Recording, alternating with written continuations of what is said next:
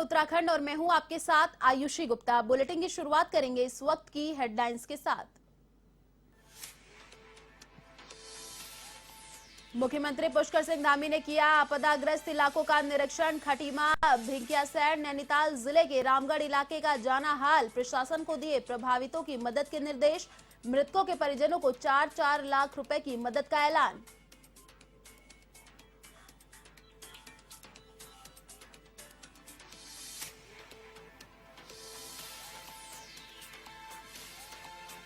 केंद्रीय रक्षा और पर्यटन राज्य मंत्री अजय भट्ट ने किया लालकुआ का दौरा। अधिकारियों के साथ गौला नदी के हालातों का लिया जायजा। कई क्षेत्रों के भू कटाव का किया निरीक्षण, साथ ही प्रभावित लोगों का जाना हालचाल।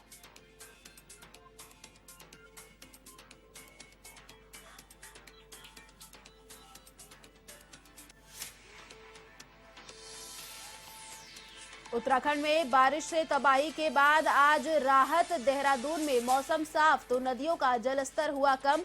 चारधाम यात्रा फिर से सुचारू। वहीं हादसों में गई 42 लोगों की जान।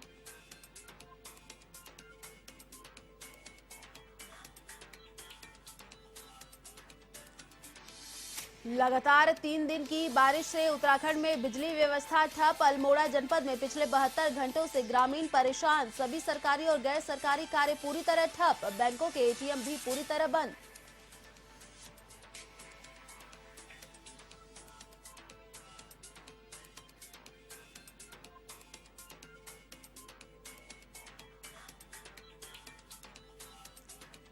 हरिद्वार जिला अधिकारी विनय शंकर पांडे ने खानपुर स्वास्थ्य केंद्र में किया औचक निरीक्षण। 33 कर्मचारियों में से 27 कर्मचारी मिले नदारद।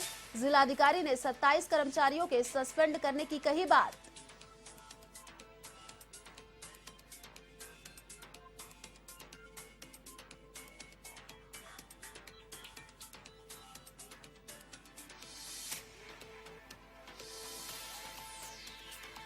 और अब खबरें विस्तार से। उत्तराखंड में लगातार हो रही मूसलाधार बरसात से जनजीवन अस्त व्यस्त है, जिससे शहरी और ग्रामीण क्षेत्रों में बाढ़ जैसे हालात बन गए हैं। वहीं आपदा प्रभावित क्षेत्र का दौरा करने केंद्रीय रक्षा और पर्यटन राज्य मंत्री अजय भट्ट लालकुआ पहुंचे, जहां उन्होंने अधिकारियों के साथ गौला नदी के हालातों का जायजा लिया और कई क्षेत्रों के भू कटाव का स्थलीय निरीक्षण किया। इसके साथ ही उन्होंने प्रभावित लोगों का हालचाल जाना। इस दौरान अजय भट्ट ने कहा कि आपदा से प्रभावित लोगों की सहायता करते हुए राशन उपलब्ध करवा दिया गया है। वहीं प्रभावित लोगों के रहने के लिए स्कूलों में व्यवस्था की गई है। सरकार लोगों की सहायता के लिए हर संभव प्रयास कर रही है।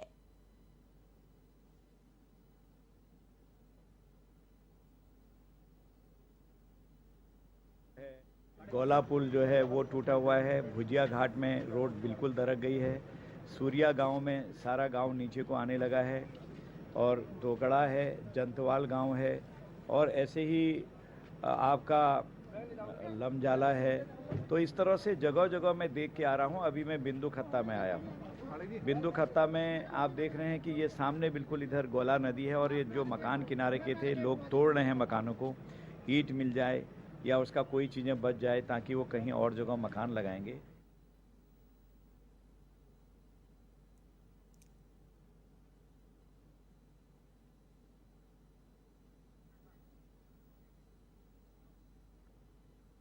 मुख्यमंत्री पुष्कर सिंह धामी खटीमा दौरे पर रहे, जहां उन्होंने आपदाग्रस्त इलाकों का स्थलीय निरीक्षण किया।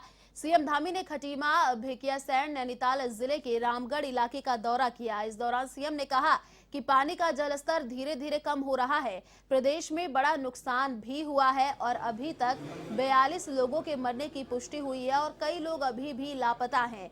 सीएम ने कहा कि आपदा राहत कार्यों के चलते प्रशासन को पूरी तरह पहुंचाने के निर्देश दिए गए हैं। उत्तराखंड में प्राकृतिक आपदा को देखते हुए प्रधानमंत्री नरेंद्र मोदी ने भी मुख्यमंत्री पुष्कर सिंह धामी से बात की है और हर संभव मदद का आश्वासन दिया है। मुख्यमंत्री ने कहा कि मृतकों के परिवारों को 4 लाख रुपए की मदद दी जाएगी। उन्होंने कहा कि आपदा पीड़ित और प्रभावित लोगों के लिए सरकार हर संभव मदद देने की कोशिश कर रही है और उम्मीद है कि जैसे जैसे मौसम सामान्य होता जाएगा, वैसे वैसे उत्तराखंड के हालात भी सामान्य होते चले जाएंगे।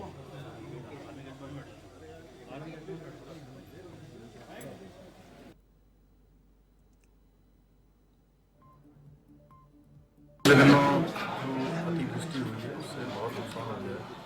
जगह जगह पर फसल बर्बाद हो गई है, लोगों के घरों में पानी घुस गया है, घर गिर गए, पशु हानि हुई है, जन हानि हुई है, बहुत फाउंडेशन किसानों की पूरी फसल बर्बाद हो गई है, पुल बह गए हैं, सड़क बह गई है, संपर्क मार्ग पूरे पूरे कट गए हैं, संपत्तियों को बड़ा नुकसान हुआ है, भवनों को भी नुकसान हुआ है।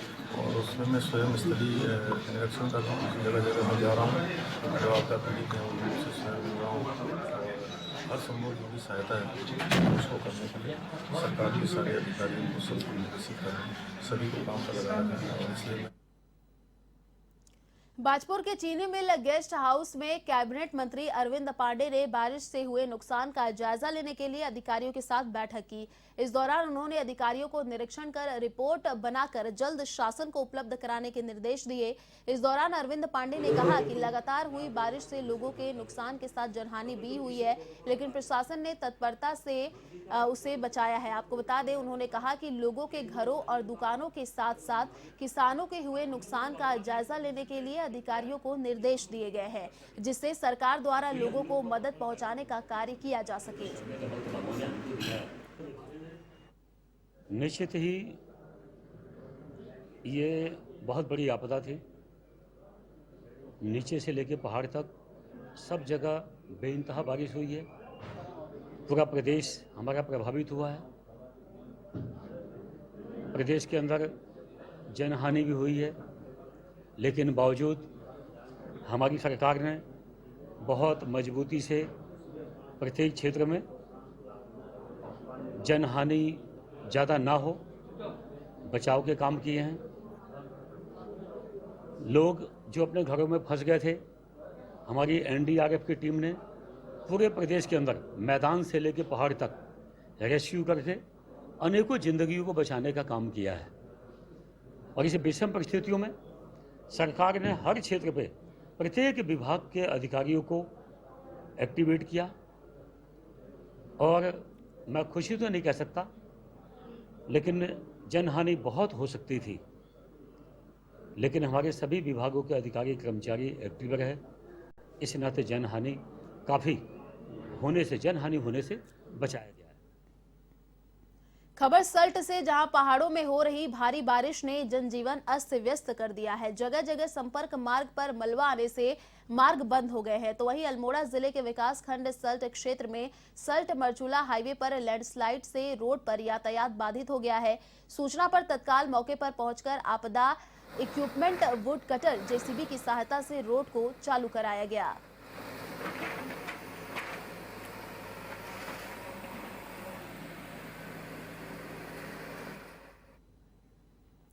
पिछले 3 दिनों की लगातार बारिश से अल्मोड़ा में भारी नुकसान हुआ है। जनपद के भिकियासैंण सहित अन्य इलाकों में 5 मकान पूरी तरह ध्वस्त हो गए, जिनमें 5 लोगों की मौत हो गई। वहीं जिले के 21 आंतरिक मार्ग और एक नेशनल हाईवे पूरी तरह बंद है, जिससे पर्वतीय क्षेत्रों का आवागमन पूरी तरह बंद हो गया है। हालांकि जिला प्रशासन मार्गों को खुलवाने के साथ लोगों को निकालने का प्रयास कर रहा है।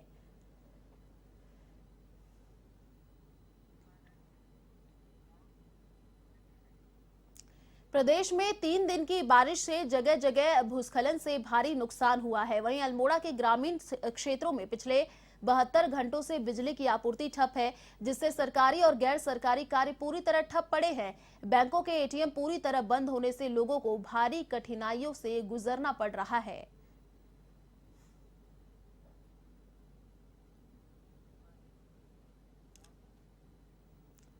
अल्मोड़ा, बागेश्वर और पिथौरागढ़ को जोड़ने वाला नेशनल हाईवे का मार्ग क्षतिग्रस्त होने से पहाड़ी क्षेत्रों का आवागमन पूरी तरह से बंद हो गया है। यह हाईवे खैरना होते हुए हल्द्वानी को जोड़ता है।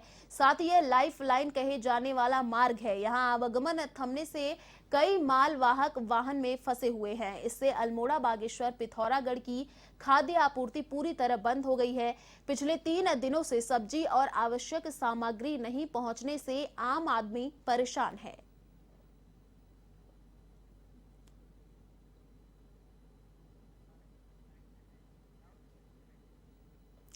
ज्वालापुर विधानसभा के विधायक सुरेश राठौड़ ने बहादुराबाद स्थित कैंप कार्यालय पर जनता दरबार लगाया और समस्याओं को सुना। इस दौरान कई गांवों से आए लोगों ने विधायक के सामने निजी सार्वजनिक समस्याओं को रखकर समाधान की मांग की। विधायक सुरेश राठौड़ ने कुछ समस्याओं का समाधान मौके पर ही कर दिया और कुछ समस्याओं के समाधान के लिए फोन पर संबंधित अधिकारियों को आवश्यक दिशा निर्देश दिए। वहीं कोरोना काल में जिन लोगों की मौत हुई थी उन्हें परिजनों ने भी विधायक से मुलाकात कर मुआवजे की मांग की, जिस पर ज्वालापुर विधायक ने मुख्यमंत्री राहत कोष से मुआवजा दिलाने का आश्वासन दिया।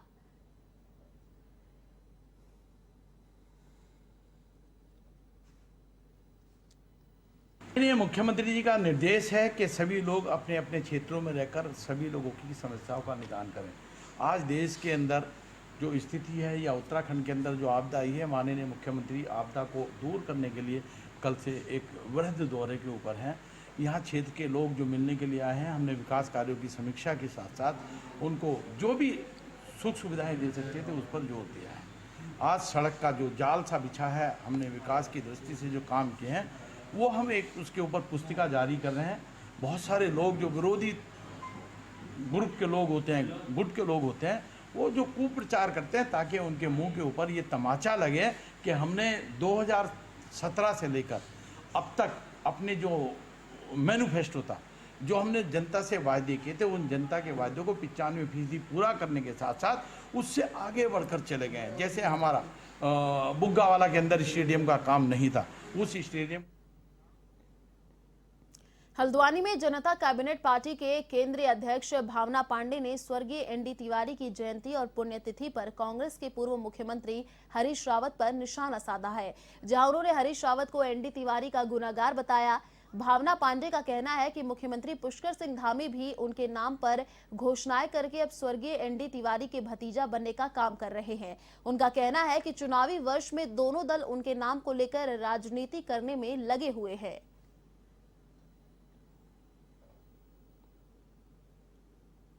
देखिए, आज जो एनडी तिवारी की ये पुण्यतिथि मना रहे हैं और जन्म दिवस मना रहे हैं, मैं इन नेताओं से पूछना चाहती हूँ, अभी तक तो आप उनकी स्ट्रिंग कर रहे थे, अभी तक बुढ़ापे में शादी कर रहे थे, अचानक आपको ये 3 साल बाद कैसे याद आ गया कि उनकी पुण्यतिथि भी है? क्या आप तक भूल गए थे?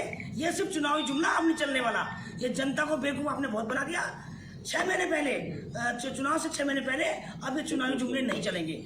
और मैं बता देना चाहती हूँ हरदा को भी और जितने कांग्रेसी हैं, और उधर धामी जी देखो, धामी जी भी भतीजे बन गए, और जितने औद्योगिक कहते हैं कि सब नाम एनडी तिवारी के रखे जाएंगे। बिहार के जिला अधिकारी ने खानपुर का दौरा किया और यहां पर तटबंधन टूटने को लेकर औचक निरीक्षण भी किया।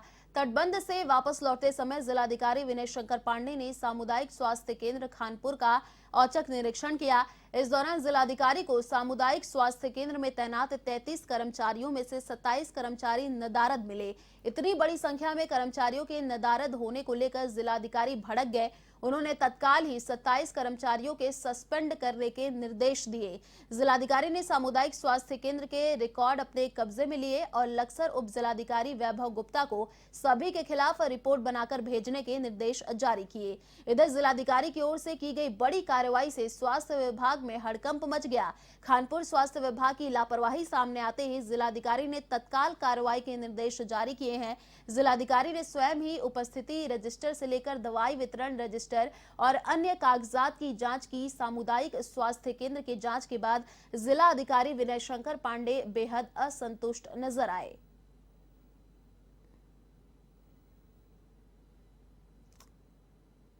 मैं एक बाढ़ग्रस्त इलाके को दौरा करने गया था और लौटने के बाद मैंने कहा खानपुर सीएससी के रास्ते में इसको चेक कर लूँ। तो यहाँ के हालात ये पाए गए कि 4 डॉक्टर्स की तैनाती है, उसमें मात्र 1 डॉक्टर नेहा वो उपस्थित थी और बाकी 3 डॉक्टर अनुपस्थित। कुल मिला के 33 लोगों का यहाँ पर स्टाफ है इंक्लूडिंग डॉक्टर, उसमें 5 लोग उपस्थित हैं और 28 लोग अनुपस्थित हैं। सर, इनके खिलाफ क्या कार्रवाई होगी? अभी मैंने यहाँ पर एडीएम को रोक दिया है और एसडीएम को यहाँ कॉल कर लिया है। अभी इसकी रजिस्टर मैंने खुद सीन कर लिया है। अभी वो रिपोर्ट मेरे पास आएगी, इसको मैं शासन को प्रकरण आज ही संदर्भित करूंगा और मेरी तरफ से तो कठोरतम कार्रवाई की संस्तुति की जाएगी। केम्प्टी पुलिस को एक बड़ी कामयाबी मिली है। दरअसल फेसबुक के माध्यम से लड़की से दोस्ती कर उसे अपने प्रेम जाल में फंसाकर बलात्कार करने वाले शातिर अभियुक्त को कैंपटी पुलिस ने 24 घंटे के अंदर नानकमत्ता उधम सिंह नगर से गिरफ्तार किया है। बताया जा रहा है कि अपने परिवार का पालन पोषण करने के लिए लड़की बाहर काम करती थी। इसी दौरान लड़की की फेसबुक के माध्यम से अभियुक्त से दोस्ती हुई और अभियुक्त ने लड़की को झांसा देकर व्हाट्सएप वीडियो कॉल के माध्यम से उसकी न्यूड वीडियो रिकॉर्ड की, जिसका लड़की को पता ही नहीं चल पाया। जिसके बाद वह उस वीडियो को लड़की के जान पहचान वालों को व्हाट्सएप के माध्यम से भेजता रहा। सोशल मीडिया के माध्यम से एक नानकमत्ता निवासी युवक से जान पहचान हो गई थी और इसी बातचीत के दौरान ही सोशल मीडिया पे ही इस युवक ने इनकी कुछ न्यूड और वर्गल फोटोज़ प्राप्त कर ली थी और उन वीडियो के आधार पे लड़का इस युवती को ब्लैकमेल करने लगा था और ब्लैकमेल करने के साथ साथ ही ये शारीरिक शोषण पे उतारू हो गया था। तो इसकी इन हरकतों से परेशान होकर युवती थाने आई। थाने में अपनी शिकायत इसने बताई तो हमारे महिला सब इंस्पेक्टर ने विश्वास में सब चीज़ों को जाना और इसमें विधिक धाराओं में मुकदमा पंजीकृत किया गया और एसएसपी मैडम के संज्ञान में लाया गया। तत्काल उनके आदेश पे एक टीम गठित की गई और 24 घंटे के अंदर ही आरोपी को गिरफ्तार कर लिया गया है। ऋषिकेश के हरिद्वार रोड पर नगर निगम के बाहर लगी सब्जी मंडी लगातार जाम का कारण बनती जा रही है। कई बार नगर निगम के बाहर सड़क हादसे भी हो चुके हैं, जिनमें एक युवक की मौत भी हो चुकी है। फल एवं सब्जी विक्रेता खुद भी इस स्थान को छोड़ने के मूड में हैं, लेकिन नगर निगम के द्वारा जगह की उचित व्यवस्था नहीं किए जाने के कारण सब्जी मंडी की शिफ्टिंग नहीं हो पा रही है। कुछ दिनों पहले समस्याओं को सुनने पहुंचे एसपी देहात ने भी जाम की समस्या को निजात दिलाने के लिए पुलिस को सब्जी मंडी व्यवस्थित कराने के निर्देश दिए थे, जिस पर अभी तक अमल नहीं हुआ है।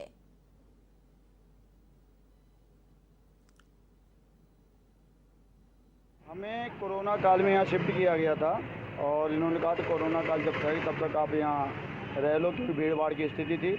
हम बार बार एमएनए महोदय से यही बार बार कह रहे हैं कि कोरोना काल खत्म हो चुका है, यात्रा चालू हो गया, बस अड्डे खुल गए, सब चीज़ अच्छा स्थिति हो गई, अपनी जगह पे चली गई है। हमें हमारी मंडी जूनीबाई रोड में भेज दिया जाए।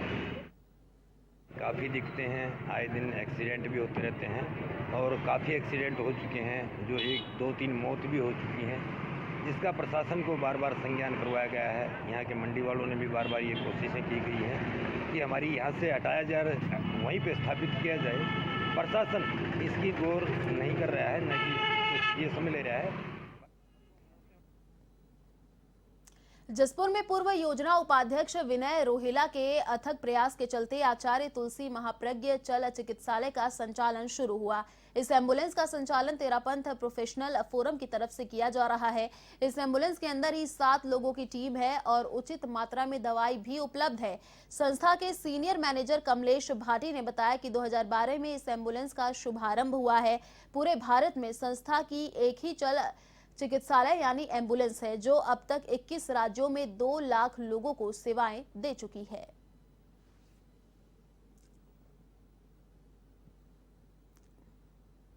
एक चलता फिरता हॉस्पिटल है। तेरापंथ प्रोफेशनल फोरम एक जैन समाज की मुख्य संस्था है, उसके अंतर्गत इसका संचालन हो रहा है। ये वैन का शुभारंभ हम लोग 2012 से किए थे राजस्थान से।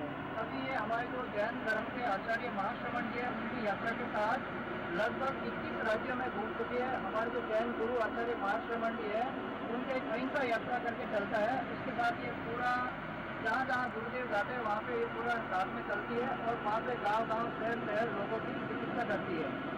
अभी इधर एक जनरल फिजिशियन है डॉक्टर PM कटारिया जी, एक डेंटल है डॉक्टर श्रवण, एक ऑप्टल असिस्टेंट है डॉक्टर रमाशंकर पांडे, एक कंपाउंडर रामा।